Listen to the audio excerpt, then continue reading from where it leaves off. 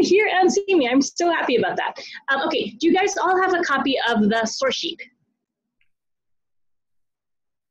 If not, I bet Daniela could help you get, oh, Daniela, are you able to get it to people? I am. I'll pull it up right now. Awesome, great. Hang on one second, let me turn on a different light.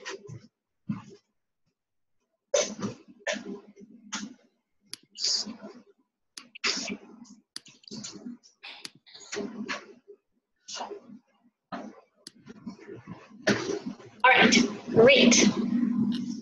Okay, so let's get started. Sorry about the delay. Okay, so what I was hoping that we would talk about for the next roughly hour or so is the Torah reading for the first day of Rosh Hashanah.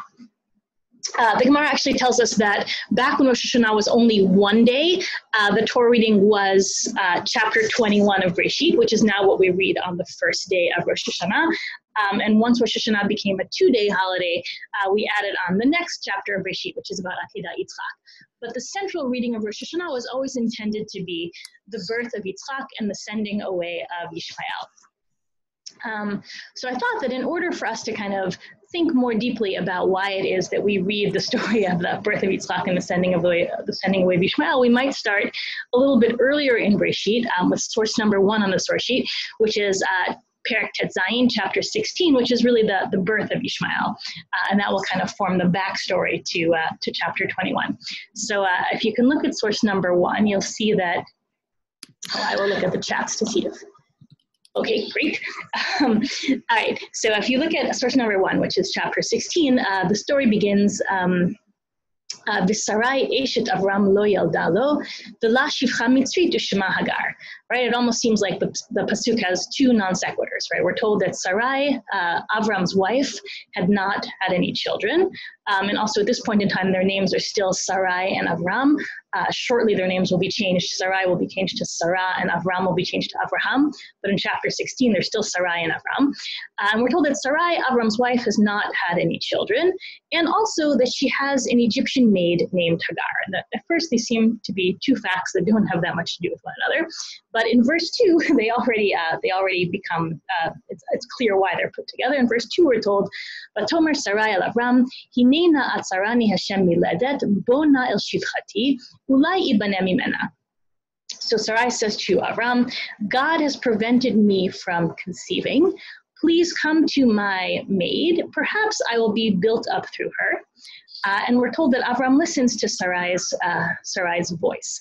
I think what's interesting about Pasuk Bet is that we have a sense, first of all, that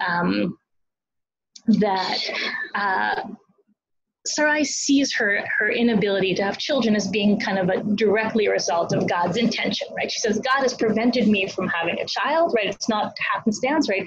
God has prevented me from having a child, but perhaps I can think of some sort of workaround, right? If I myself can't physically have a child, perhaps I'll be able to have a child in another way. And what she hopes for, right? She hopes that if she gives her maidservant Hagar to Avram, her goal isn't just for Avram to then be able to have a child with her goal is not just for Avram to be able to have a child, but rather for herself to be able to be built up through it, right? She's intending for the child of Hagar and Avram to somehow be her child as well, right? She kind of still wants to be a part of the story. She wants to be built up through this union. And Avram, it doesn't seem like it was his initiative at all, but he's willing to do what Sarai asks. In Pasuk Gimel, we're told, "Vatikach Sarai eshet Avram et Hagar mitzrit shivchata miketz 10 shanim leshevet Avram b'Canaan." So Sarai takes her maidservant Hagar after they had been living for 10 years in Canaan, and Avram isha lo isha. She gives her husband Abraham Hagar as a wife. Now, exactly what Hagar's status is isn't so clear. Here she's called a wife. Shortly afterwards, she'll still be called a maid. It's not super clear exactly what happens to Hagar in terms of her status shifting.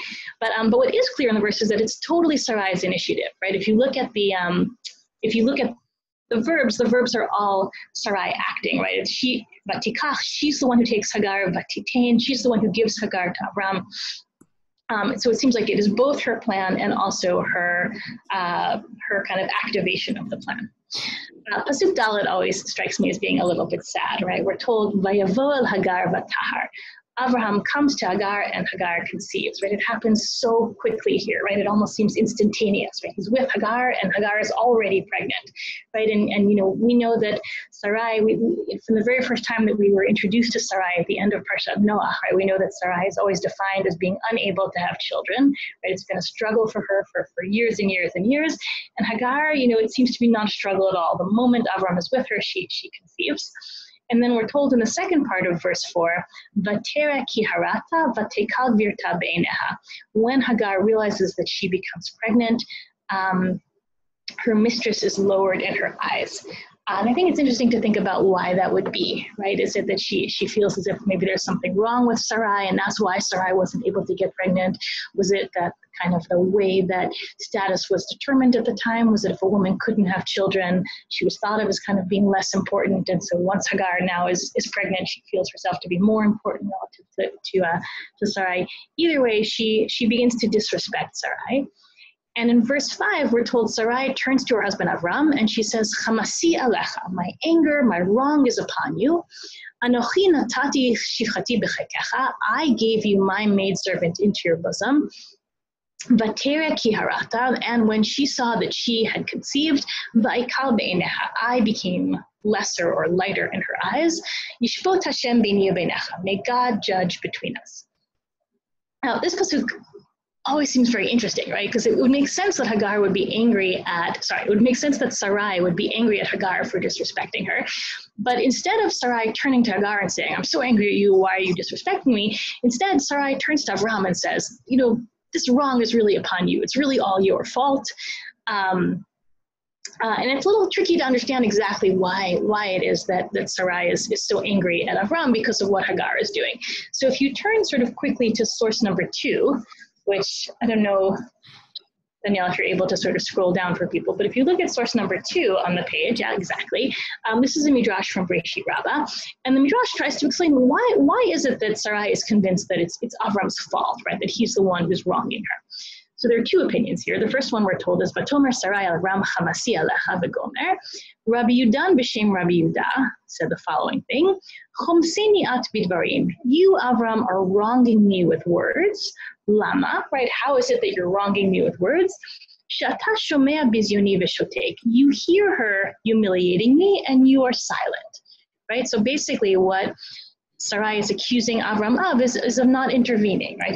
She says, you see what's going on, you hear what's going on, you say nothing at all, and so it's really your fault. It's your job as my husband to be defending me, and you're not doing that, and that's why I'm so angry at you. My teacher, Rabbi David Silver, has a slight variant on this. He says that maybe what Sarai is really saying is Hagar would never dare to treat me this way if she didn't perceive that you also disrespect me, right? If you respected me more, then Hagar would also be respecting me more. So it's your fault because she can sense that you don't respect me enough, and that's why she also dares to disrespect me. The second opinion in the Midrash, which continues over here, Rabbi Berechia, in the name of Rabbi Abba, says, Yib'idini gabech, right? Really what Sarai is saying when she says, Yishvot Hashem b'nei beinecha, which is the end of the verse, really what she's saying is, I ask for judgment against you, Avram.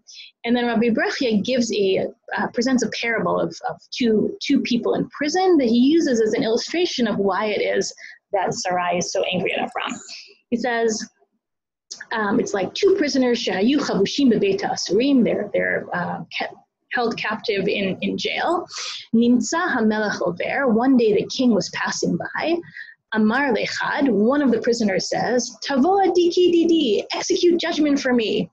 When the king hears this request, the king says, Apikote, let him out. Amar lechavre, so the co-prisoner now says to the one who's being let out, Yib'idini gabach, I ask for judgment against you.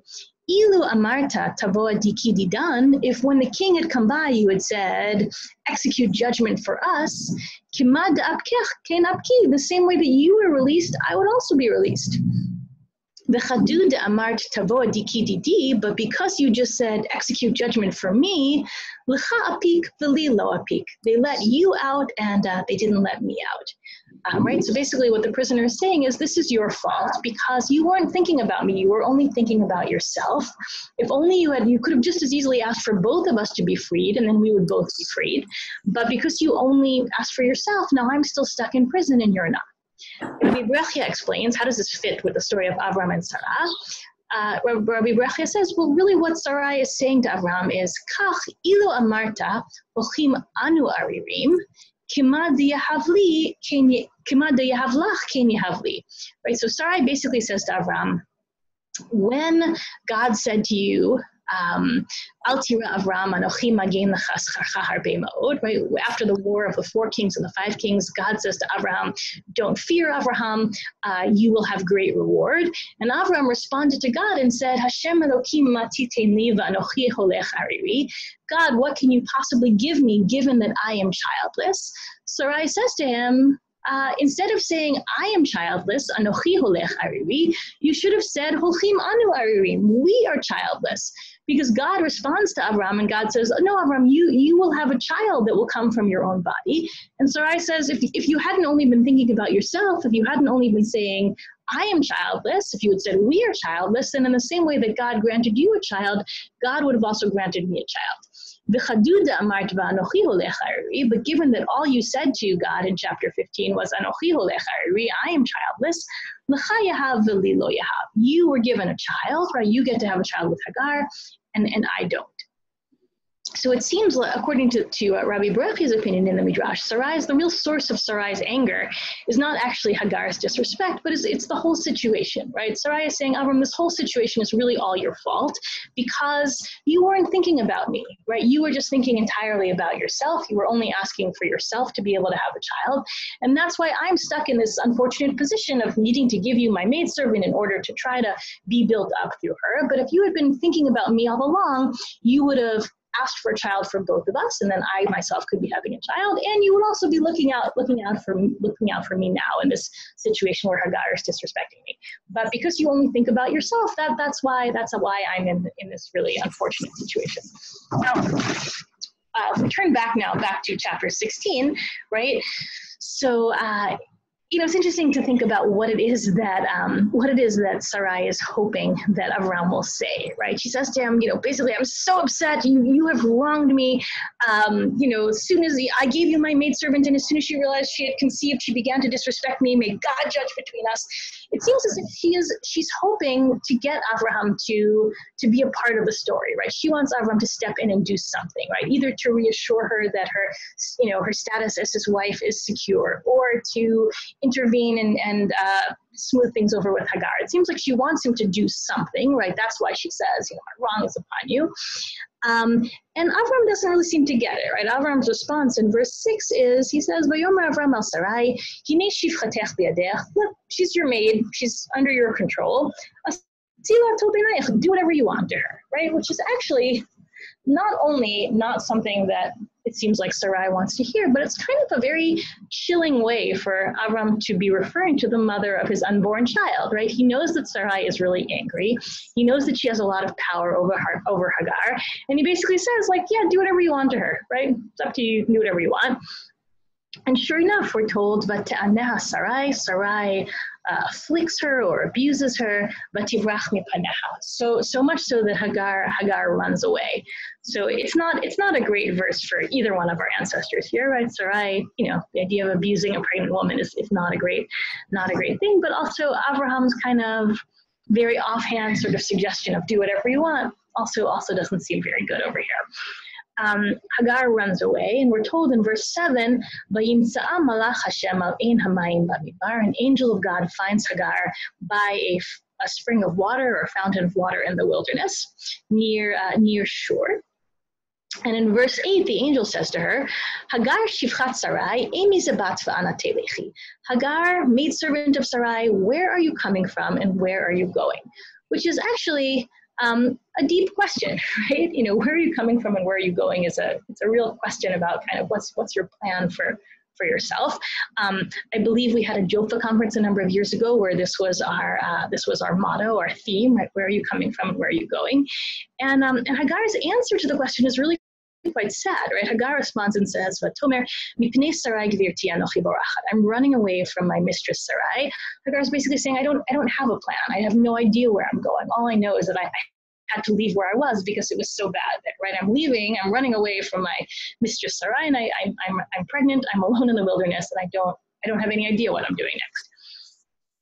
So the angel advises her in verse 9, right? We're told, Vayomer la malach Hashem, the angel of God says to her, Shuvi el gvirtech v'hitani tachat yadeha.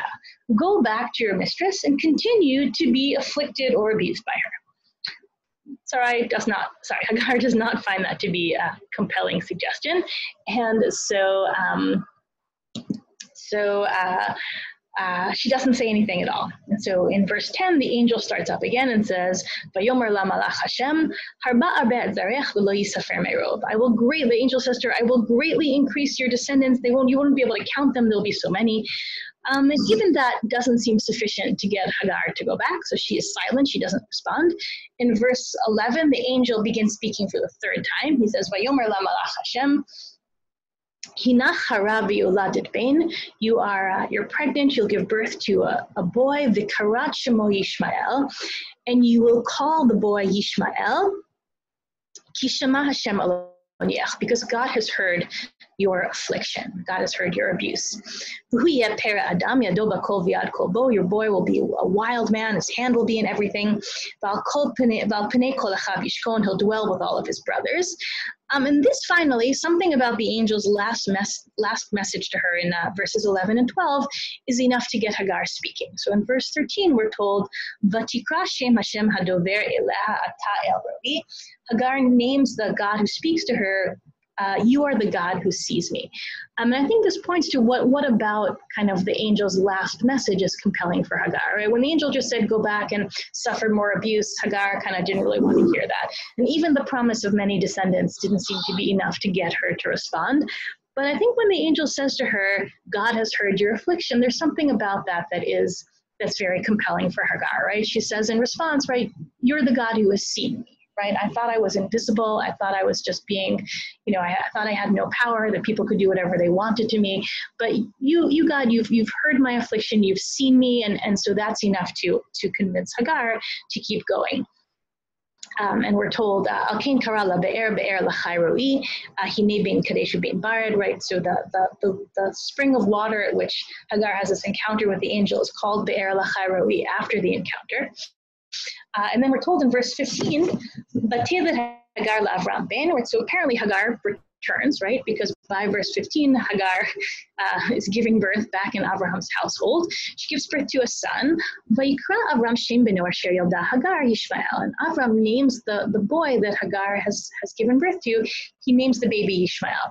Now, I always think it's interesting to think about why Avraham names the baby Yishmael, right? It's possible that Hagar told him the story about what happened, right? And that's why he does it. But it's also possible, right? We don't have any sense of how long Hagar's been away for, right? It's possible she's only been away for 2 or 3 hours, right? She ran off to the desert.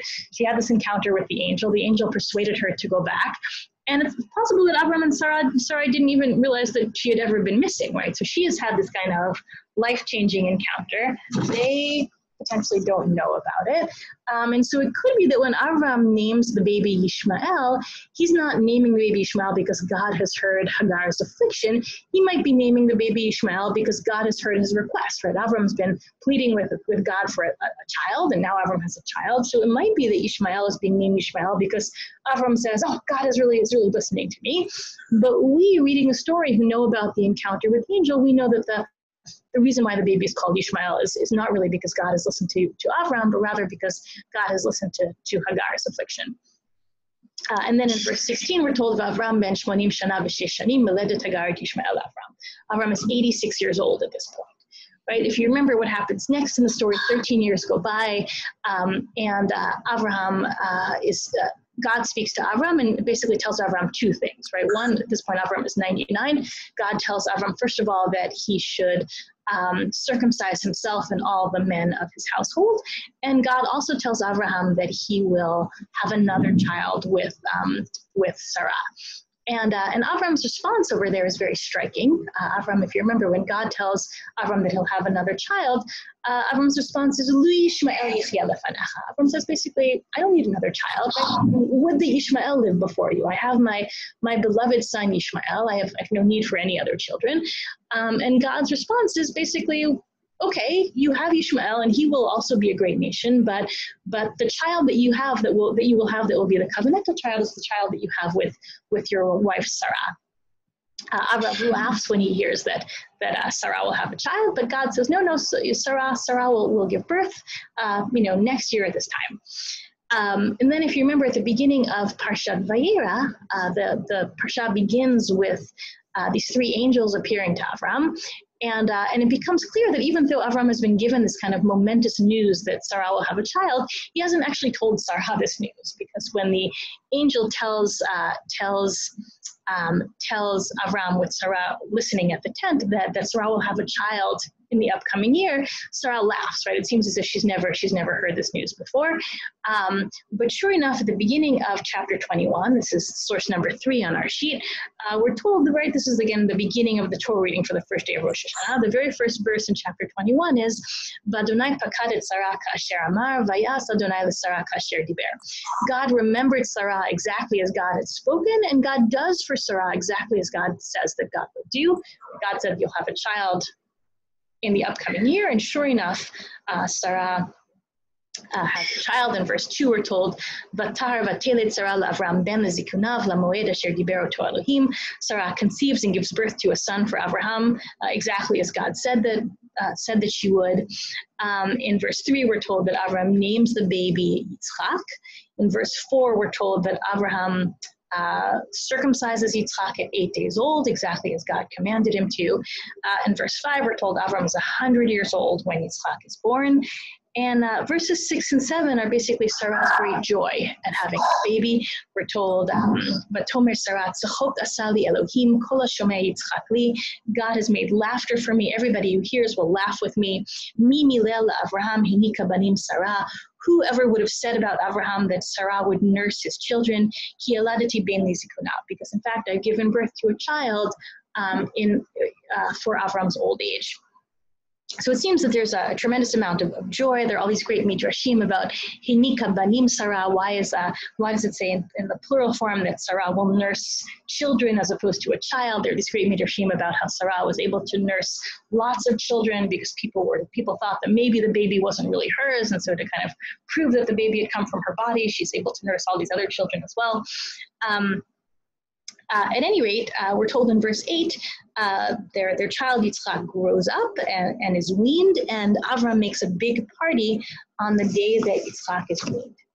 And then in verse 9, we're told, "Vater Sarah ad ben Hagar mitzvit asher yalda la'Avram mitzachek."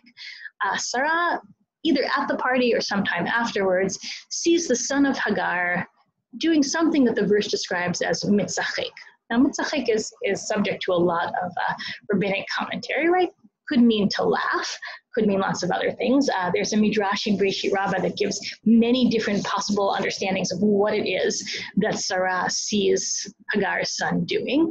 And again, kind of the result of what she sees the son doing is that she's going to ask him to be sent away. So the more egregious Yishmael's behavior, the more understandable Sarah's behavior is, and the less egregious Yishmael's behavior is, the less understandable Sarah's request is.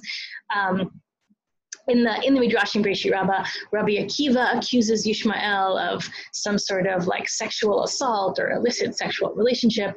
Rabbi Yishmael says, no, mitzachek really means some form of idolatry.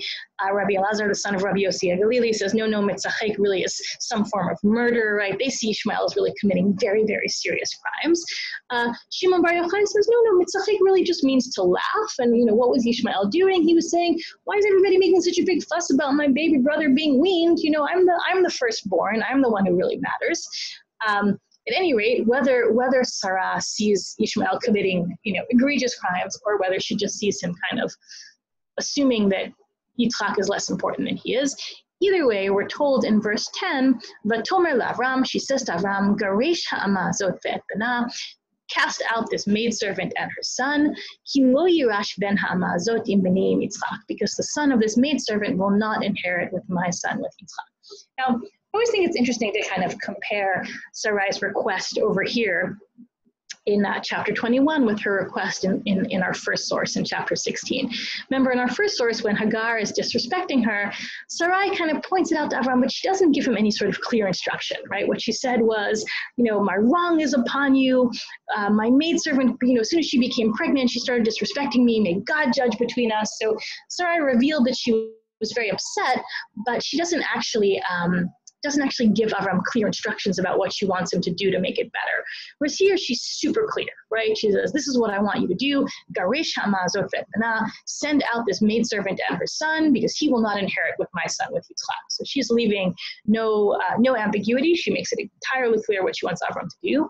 And if you remember, in chapter 16, when Sarai made her kind of quasi-request, Avram's response was, do whatever you want. She's your maidservant, do whatever you want. But Avram doesn't say that here, right? He doesn't say, okay, she's your maidservant, do whatever you want. Instead, we're told in verse 11, the matter was very, very difficult for Avram because of his son, right? And you get the sense that for Avram, when Hagar was kind of pregnant with his unborn child, he still was not yet invested in the child. He kind of felt like, whatever Sarah wanted to do to Hagar was fine. But now that Yishmael has been his beloved child for all of these years, right? We know that Yishmael was 14 years old when Yitzchak was born, right? Because he was 13 years old when he was circumcised, and Avram told that the next year he would have a child with Sarah. So Yishmael must have been 14 when Yitzchak was born. Yitzchak's now been weaned, right? So he might have been 3, 4, 5 years old, right? That would make Yishmael either sort of 17, 18, 19 years old, somewhere around there, right? So basically, Avram's had Yishmael as his son for the past somewhere between probably 17 and 20 years. He feels very, very connected to Yishmael, and he's not even remotely interested in sending him away. In verse 12, God intervenes and God says to Abraham, Al yira be'einecha al hana'ar va'al amatecha, don't let it be bad in your eyes regarding the lad and your maid. Kol asher tomar elecha Sarah shema bekola, whatever Sarah tells you to do, listen to her voice. Kivi Yitzchak yikarei lecha zara, because Yitzchak is your covenantal child. He's the one who will he's your official heir. And God says, but also the son of the maid will also become a great nation because he's also your child. So God basically says, Avram, I understand that you feel bad, but don't worry about it and just do whatever Sarah tells you to do. Sure enough, in verse 14, we're told, Vayashkem Avraham baboker, Avram wakes up early in the morning, Vayikach lechem v'chemat ma'im, he takes some bread and a flask of water, Vayitena Hagar sam al shichma, he gives it to Hagar, puts it on her shoulder, V'tayeled v'shalcha, he sends off Hagar and the boy. This is really this is very striking, right? We know that Avram was a person who was very wealthy. In a few chapters, when he sends out his servant to find a wife for Yitzchak, he sends him out with sort of 10 camels laden with all manner of treasures. And it's interesting that given how much Avram seems to care about Yishmael, that he's willing to kind of send Yishmael and Hagar off just with bread and water, right? There's something very striking about that. And it leads the commentaries to have sort of different opinions about what actually is going on in the moment. So Rashi says, why does he only give them bread and water? Rashi says, even though previously Avram had loved Yishmael, now Avram hates Yishmael because he understands that Yishmael has kind of become a bad person who's committed egregious crimes, and that's why he sends him off with kind of the bare minimum, right? Bread and water is understood to be kind of the bare minimum of what you can give someone. Ibn Ezra, on the other hand, says, no, that's not really what's going on at all. He gave them bread and water and probably also a lot of money, right? So that way they could start their lives over again in Beersheba. But when they got lost in the wilderness, the money was of no use to them. The only thing that really mattered was the bread and water. And that's why, that's why it gets mentioned in the story. But it's not that Avram doesn't give them anything else. I would say even with Ibn Ezra's more generous kind of description of it, we'd still wonder, why did Avram send kind of a guide along with them or something, right? It still seems kind of harsh to just send out Hagar and Yishmael kind of alone into the desert. And sure enough, when they get lost, I guess maybe it's not even so surprising that happens. Right at the end of verse 14, we're told Vatelech Vateta. Hagar walks and gets lost b'midbar Beersheba. She gets lost in the wilderness of Beersheba. In verse 15, we're told Vayichlu hamayim min hachemet, the water runs out. no more water in the flask. But she casts her child down under one of the bushes. And in verse 16, we're told she goes and she sits a bow shot away because she says, I can't bear to watch my child die. So she sort of sits at a distance, so she's not really with him as he's dying. Vatishev mineged, she sits kind of opposite him, a bit away. Vatisad kola vatef, she cries. In verse 17, we're told, Yishmael Elohim et kol hanar, God hears the voice of the boy, which is always interesting, right? Because we're told that Hagar is the one crying, but God actually hears Yishmael's voice. And an angel of God calls out to Hagar and says, Malach Hagar al tirhi, ki shama Hashem el kol hanar b'asher hu sham. Hagar, don't be afraid. God has heard the voice of the boy where he is. Kumi si et hanar b'achziki et yadech bo. Get up and carry the boy and strengthen your hand with him. Ki l'goy gadol asimenu, because I will make him into a great nation. In verse 19, God opens Hagar's eyes and she sees that there's a well of water right nearby. She goes over, she fills up her flask with water, and she gives her son water to drink. And in verse 20, we're told, God is with the boy, he continues to grow, he lives in the wilderness, and he becomes a bowman, a rovek kashet. In verse 21, we're told he dwells in the wilderness of Paran, and his mother finds him a wife from the land of Egypt. And that is the end of the story over here of Hagar and Yishmael. So a couple of things are, I think, very striking about this, right? One is, and I think the main question that rises is why, given how much Avraham loved Yishmael and cared about him and how bad he felt about sending him away, why does he only send him off with bread and water? And actually, this is the last time that we ever see Avraham and Yishmael together in the Torah, right? We never hear any other conversations between Avraham and Yishmael. We never see them interacting. In fact, the next time we hear about them is, next time we hear about Yishmael is that when Avraham dies, Yishmael comes back to bury him along with Yitzchak. And I think that the fact that Avraham seems to be so invested in Yishmael originally, and then to kind of cut him off so entirely, it seems very difficult to the rabbis. Right? First of all, it just seems like such an abrupt kind of turnaround of feeling from Avraham. And I think that's combined with the sense that if in fact Avraham had cut Yishmael off so entirely, why would Yishmael even bother to come back to Avraham's funeral, right? Why would he be a part of burying him? And so one response to these questions is the Midrash that's the last source on our page. That's source number 4. It's from Pirkei Rabbi Eliezer. And it's a great Midrash that imagines kind of a continued relationship between Avraham and Yishmael. So Pirkei Rabbi Eliezer itself is a very interesting collection of Midrash.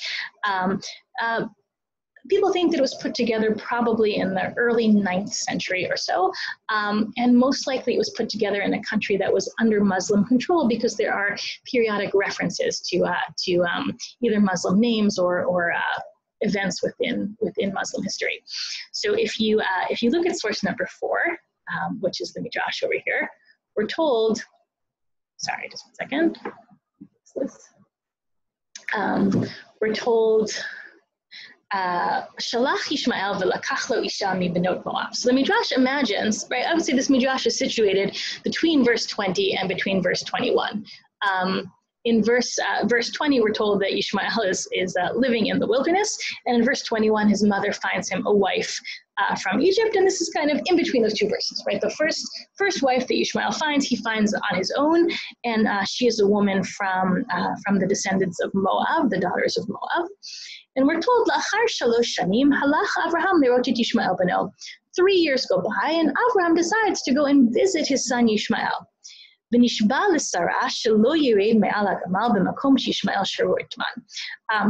Avram sets off, he has to swear to Sarah that he will not get off his camel in the place that Yishmael is found, right? Presumably Sarah is worried that Avram still feels so connected to Yishmael that if he were to get off his camel, perhaps he would not get back on his camel. And so therefore he swears that he'll go there, but it'll be a very brief visit.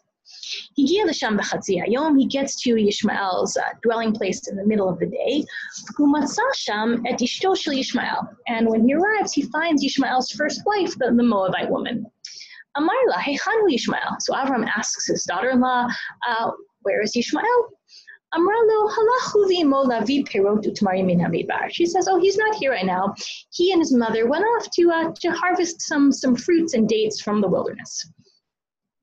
Amarla, tili ma'at lechem umayim ki aifa nafshi miderech hamidbar. So Avram says to her, well, please give me some bread and some water because I'm very tired from my journey through the wilderness.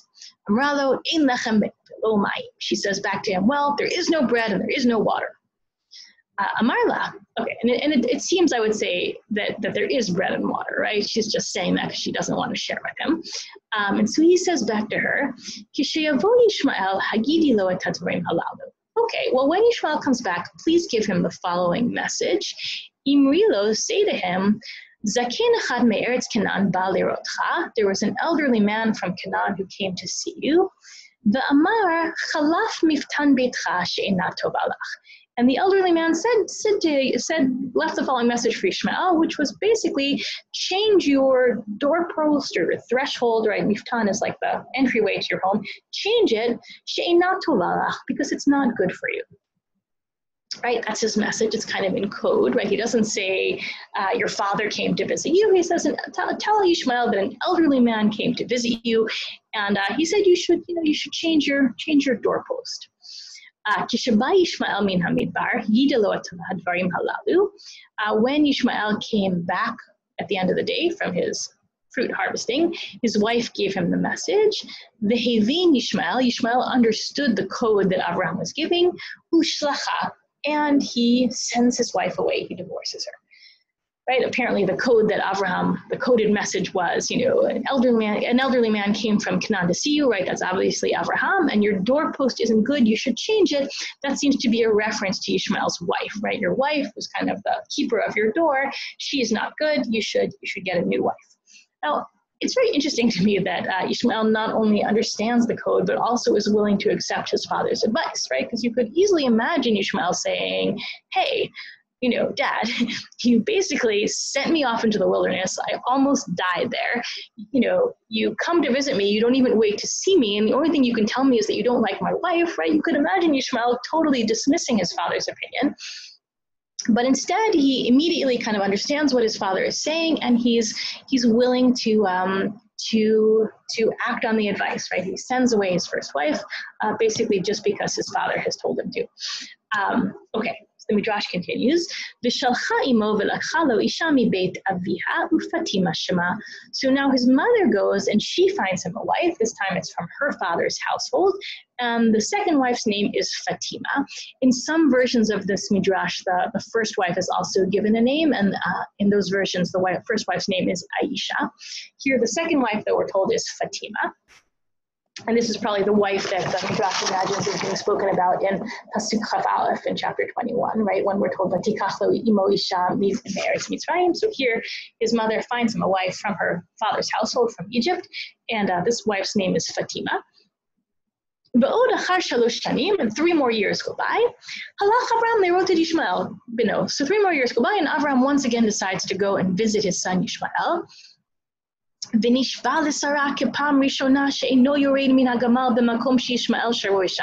once again has to swear to Sarah that he will not get off his camel when he gets to the place that Yishmael lives, right? So that way it'll be a brief visit. Sarah's probably still worried that if Avram were to get off his camel, he might not get back on again. He might just really want to stay with his son Yishmael. Once again, we're told Avram arrives b'chatzi hayom, exactly in the middle of the day. Umatzah sham ishto shel Yishmael, and now this time he finds Yishmael's new wife, Fatima.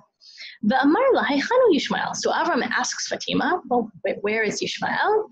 Amralo hu imo alchu lirot tagmalim b'midbar. She says, oh, he and his mother, they went together to herd camels in the wilderness. They are not here right now. Amar la tnili ma'at lechem u'ma'at ma'im ki aifa nafshi miderech hamidbar. So Avram says, well, please give me some bread and some water because I am so tired from my journey through the wilderness. And the second wife, as opposed to the first one, so she immediately takes out bread and water and gives him bread and water. Amad Avraham v'ayam mitpalel lifnei HaKadosh Baruch Hu al beno. So Avram now stands and prays, well, either stands or if he's still on his camel, perhaps just sort of stays still, and prays to God on behalf of his son. V'nitmalei beito shel Yishmael mikol tuv mimin habrachot. And Yishmael's home suddenly becomes full of all manner of blessing. And then seems like Abraham just leaves again. He doesn't wait for Yishmael to come back. Kishaba Yishmael, when Yishmael returns at the end of the day, Higida lo et hadavar, right? His wife kind of tells him exactly what happens, right? She says, this old man came and I gave him some bread and some water, and then suddenly our house was filled with all these things.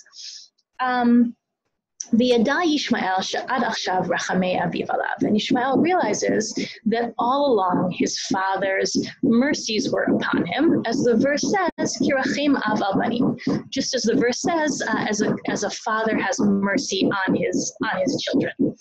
So, okay, so I think there are a lot of interesting things to say about this midrash. One is that, I guess to start with, right, it seems like the point of the midrash, right, the goal, right, the thing that the author of the midrash wants us to know is that Avram really cares about Yishmael, right? That even though we sent him off with only bread and water, and even though, he's no longer living with Yishmael, he continues to think about him, and he continues to care about him.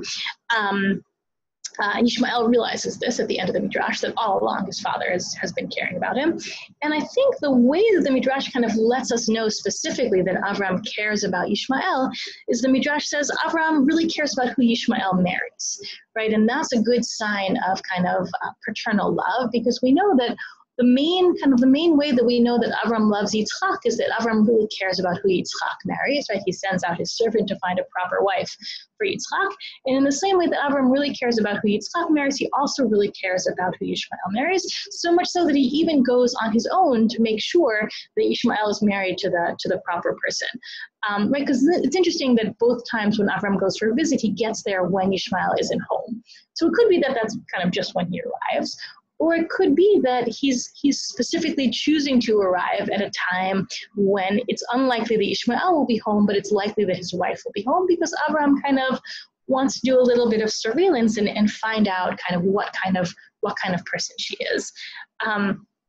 And just like with Yitzchak, right? Remember, the servant, Avram's servant, comes up with a test to find out who the right wife will be for Yitzchak, and it's a test of hospitality, right? The young woman who, if he asks her for water, she'll not only give him water but also his camel's water. That person is a good daughter-in-law for Avraham, is a proper wife for Yitzchak. So here in our midrash as well, the way that Avraham kind of figures out if the wife is a proper wife for Yishmael is basically the same idea, right? How will she respond to a stranger? Will she share with a stranger? It's interesting that both times Avram asks for bread and water, right? Both because that's specifically what he gave Yishmael and Hagar when they left, right? Remember, it was lechem v'chemat mayim. But I think the midrash is also very deliberately using bread and water, because if you remember, the first wife that Yishmael finds for himself is from Moab. And as we just read in Shul this past Shabbat for Parshat Kitese, if you remember, we're told, Lo yavo Amoni u'Moavi b'kal Hashem. People from Ammon and Moab are not supposed to marry into the people of Israel, and the reason it's given is Asher lo kidmucha belechem v'mayim, because when we the people of Israel were traveling through the wilderness, the nations of Ammon and Moab didn't offer us bread and water, right? They were not hospitable, and so therefore it's not, we shouldn't be marrying them. And here, right, Yishmael marries a woman from Moab, and it turns out, she, like the other members of her nation, is not very hospitable, won't share bread and water, as opposed to the second wife, Fatima, who in fact is seen to be hospitable. Just also something about the names, right? So the second wife's name is Fatima. The first wife in some manuscripts is called Aisha. These names are significant in the Muslim tradition. Aisha was one of the Prophet Muhammad's wives. Fatima was one of his daughters. And I think there's a way in which the author of the Midrash is trying to basically say it's not just that Avram and Yishmael kind of really cared about one another and had this good relationship, but I think there's a way in which it's almost kind of projecting forward into the future, maybe, and also maybe Jews and Muslims can have a good relationship with one another by extension. But the main thing I wanted us to think about in our remaining moments is why is this story of Yishmael so central to Rosh Hashanah, right? Why would this be the Torah reading that the rabbis would choose for Rosh Hashanah? Right now, the beginning of chapter 21, which is about the birth of Yitzchak, I guess that makes a lot of sense, right? We want God to remember us, right? And so we read, the parsha the beginning of it is about God remembering Sarah and granting her this child. The Torah is about God granting Hannah a child. It's about kind of God answering people's prayers and giving them the thing that they most want, which is always nice to read about in Rosh Hashanah. But I think in that case, the Torah reading could have stopped a lot sooner, right? Once you read chapter 21, it seems like the power of the powerful story in chapter 21 is moves pretty quickly past Yitzchak onto this drama of Hagar and Yishmael. And I think it's interesting to think about what about that story is particularly kind of relevant or compelling for Rosh Hashanah. And I guess one thing that I would want to suggest is that I think when you think about the stories of Breshit, it's not surprising that God listens to Sarah and God gives Sarah a child, because she's kind of one of the main characters, right? Avram and Sarah are kind of the main characters in the story. They have Yitzchak, he's also the main character. God will listen to him as well. But for Yishmael and for Hagar, they're interesting, right? They're not quite the main characters. And my sense is that part of the power of the story is that God doesn't just hear Abraham's request. God also hears Hagar's affliction back in chapter 16. And here, God doesn't just care about the child of Abraham and Sarah, doesn't just care about Yitzchak, but also will hear Yishmael and Yishmael's time of need. And I think that maybe part of what the story is suggesting is that God is available to listen to all people who call out in whatever circumstances they find themselves, right? Even Yishmael's mother has abandoned him, right? She's kind of left him under this bush. She's given up on him, but God hasn't given up on him. And I think that is perhaps meant to inspire us at Rosh Hashanah to realize that kind of no matter who we are, no matter what circumstances we find ourselves, God is available to kind of hear us in our time of need. And I think the kind of redemption that is found for Yishmael is very striking, right? Hagar kind of opens her eyes and suddenly sees something that she didn't see before. And I think that could be sort of the kind of redemption that we're all hoping for, that we might feel as if there's not much hope. We might feel as if we've been abandoned under a bush, but then we can kind of open our eyes and be alert to kind of possibilities of redemption that have been there all along and that we might not have been aware of. Okay, so I just wanted to leave a few moments now if people have any kind of questions or comments. I think I can see there's a question. Oh yeah, there's a chat part. So if anybody has any questions or any thoughts, if you type it, I will be able to read it, and then I would happily discuss what it was said.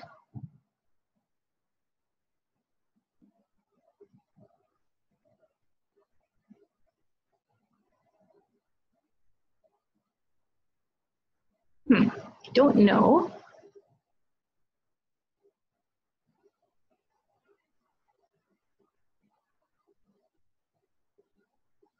Okay, well, I guess if people don't have any questions or comments, we can maybe end here. It's been great to learn with all of you. I'm sorry that the technology was a little bit off in the beginning.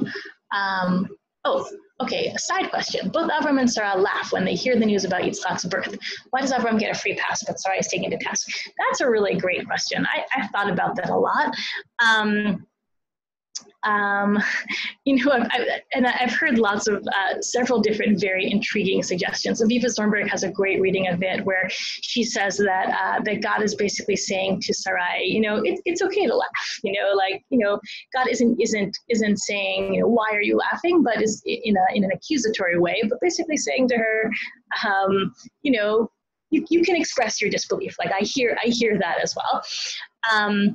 I think the reading that I like the best was I once heard Rabbi Silber describe it as less of a complaint about Sarai's behavior and more of a complaint to Avram, right? Basically, the angel says to Avram, Lama zet tzachaka Sarai? Why is Sarai laughing? Meaning, or I guess in that case it's Sarah. Why is Sarah laughing? Meaning like, why haven't you told her about this yet? Why is this, news to her such that, she's hearing it for the first time? When you first got the message that Sarah was going to have a child, you really should have told her right away. What do you think is the connection between this and the Haftorah of Chana? That's a great question. It feels to me like the Haftorah of Chana is kind of more connected to the first part of the story, right? To the part of to the first part of the chapter where Yitzchak is born, right? I think often there's an association between these two women, Sarah and Hannah, who both really, really want children and are then kind of remembered by God and given a child. So I would think that the Haftorah kind of connects more with the first part, with the birth of Yitzchak, and less with the story of Yishmael. Although they really are actually, they're a little bit similar, right? They both involve boys kind of needing to leave their homes and kind of, striking out almost on their own, right? Yishmael kind of in the wilderness and Shmuel kind of in the Mishkan with Eli, right? There's something interesting about both of them kind of as part of their destiny needing to leave their parents.